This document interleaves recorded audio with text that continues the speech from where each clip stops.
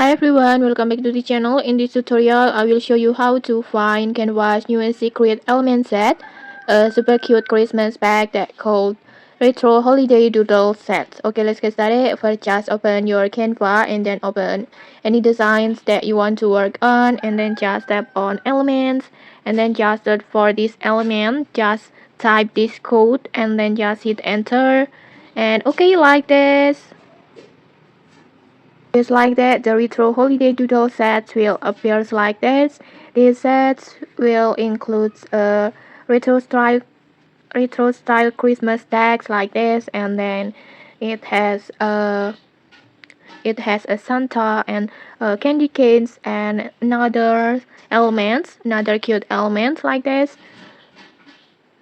These elements may be perfect for Christmas greeting card, holiday social media posts, cute retro YouTube thumbnails, or maybe poster or invitations. And okay, just give it a try. And if you found this helpful, don't forget to like, comment, and subscribe for more tutorials. Thanks for watching and see you.